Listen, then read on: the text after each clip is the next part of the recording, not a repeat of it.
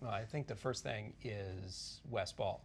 I think that's the most important differentiator from all of the previous movies, is the vision that he brings to it and the skill that he brings to it. He has such a strong sense of story and character, but he also brings this sort of technical knowledge that allows him to really expand the canvas of the movie and to really take advantage of that technology, not just for the whiz-bang factor, but to use it to get deeper into the emotional content of the characters. And I think that's what's really going to set this film apart.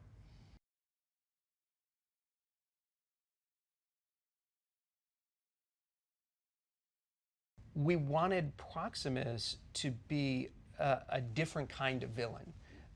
He's the big bad guy. We are scared of what he does. He's intimidating. He's all of those things.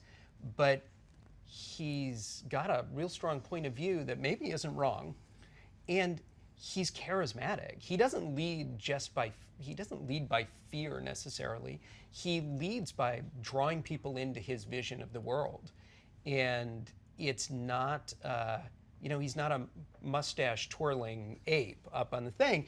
He comes out and he seduces you. And Kevin got that immediately in his read, where he was having fun with it. He was being charismatic. He was trying to draw you in, but he's also an enormous human being. I mean, Kevin Durant in real life he's a building, and he's also really nice and sweet. So he just is Proximus in a lot of ways. And I think it comes in the good ways. Yeah, and he's trying to take over the world and enslaving huge numbers of people. But I think that he really brought Proximus to life in a way that I don't think anybody's seen a villain like this before.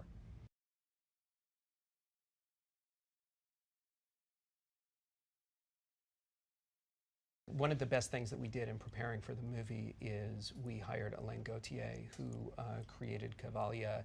He's out of the Cirque du Soleil, and he's a tremendous creative force. He put together a training program for our actors to really learn how to be apes, how to embody the physicality, how to lose their humanness and embrace their apeness. And I think that it's truly what's allowed our actors to deliver the performances that they have, not just in terms of being apes, but in terms of not having to think about the physicality so that they could concentrate on the character and the inner life that they have. One of the other benefits that it had was they spent all of this time training together before we started shooting. So our sort of trio of friends started the movie. They were legitimately friends. Right. They had that energy, and they brought that energy to the first weeks of shooting, and I think we all sat around and commented on it like, oh, we want to see this group of people together because they had that energy. And I think the same was true with both of the parents, Noah's parents being involved in that, and it's really been a big difference for the making of this movie.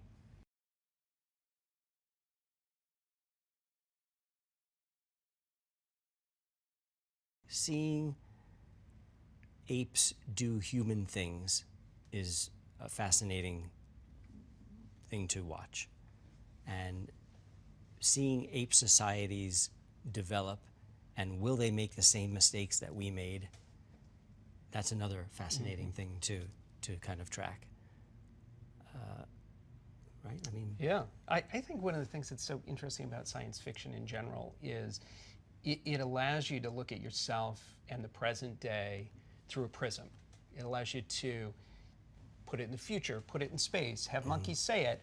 It allows you to distance yourself from who you are and where you are, and still analyze the same issues, the same personal questions, the same philosophical questions. And I think one of the things that sets Planet of the Apes apart as a franchise is that it asks philosophical questions. It asks really deep questions about who we are, about identity, about how we work as a society, about how we work together or don't work together.